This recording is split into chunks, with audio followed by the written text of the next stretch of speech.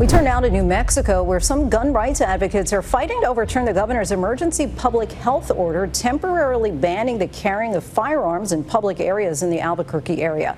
The ban includes residents with open and concealed firearms permits. Today's video, I want to talk a little bit about something you've probably already heard about in the news, and that's Governor Grisham's of New Mexico's order to suspend all CCW and open carry activities within the city of Albuquerque. And I believe it's actually the city and the county of Albuquerque. Do not comply! It is time to declare an end to this kind of violence. It is, in fact, an epidemic. And she's doing this based on this belief that there is an emergency powers clause that she has available to her.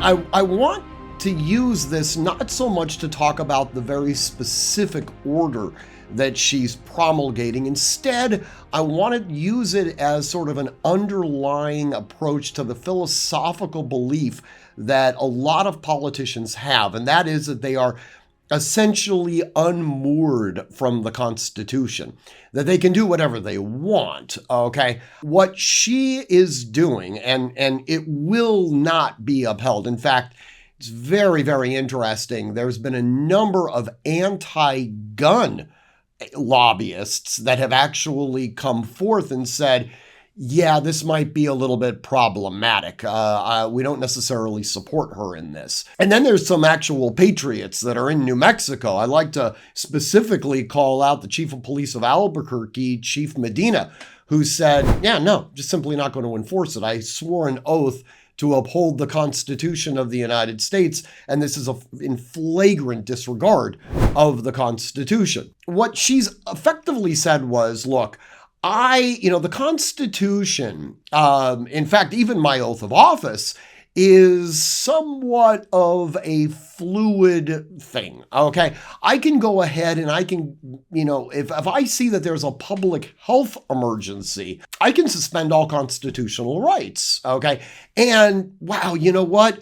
There seems to be a lot of violence in Albuquerque right now, so I'm going to go ahead and I'm going to suspend a certain segment of the Constitution, specifically the Second Amendment, the ability to keep and bear arms. Well, to be fair to her, she's not necessarily saying that she's going to suspend the right to keep arms, but she's certainly going to suspend the right to bear arms. Okay, guys, listen, I'm pausing this video for just a moment. I want to talk about a special giveaway that USCCA, the sponsor of this video, is doing. Now, you can read all about it in the description directly below this video. Time is of the essence. It's going to end soon, so you're going to want to participate, and it is really cool. All right, let's get back to the video. Now, regardless of whether or not her, ultimate goals are laudable or not, she doesn't have this power. In fact, I would argue that if the real focus is on public safety, well, there are other amendments that could just as easily be abrogated. The First Amendment, the Fourth Amendment, the Sixth Amendment.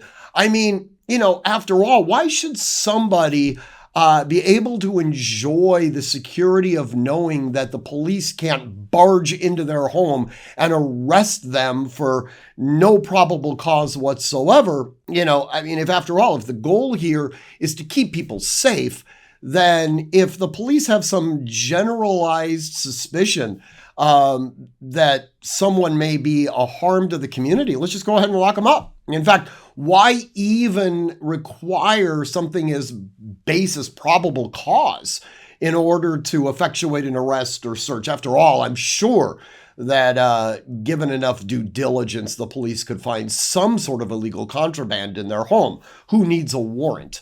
All right, we could lock up a whole bunch of potential criminals this way.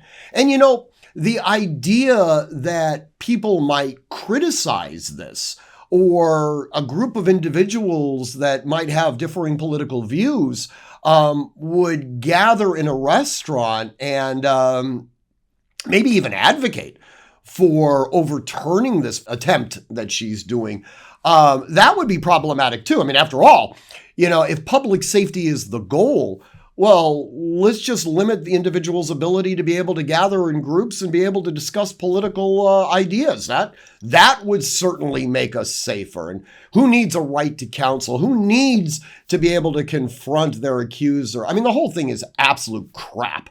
Okay. The Constitution gives us, well, it doesn't give us these rights, recognizes these pre-existing rights.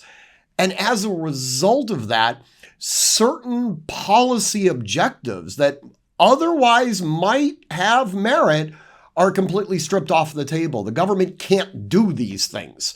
But Governor Grisham doesn't seem, like I said, to be burdened by the Constitution. This is frankly probably her jumping the shark, okay?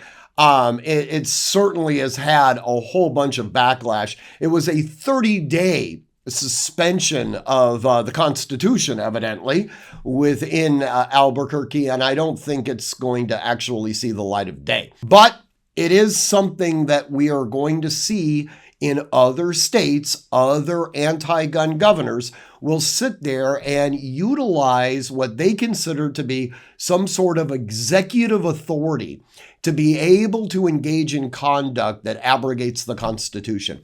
This, power is infectious to people, and oftentimes they get into power and they think to themselves, if only these morons would listen to what I want to do, I would be able to make their lives so much better. After all, I know so much more than they do. But I've got these constraints. I've got these architectural limitations that have been established by the Constitution.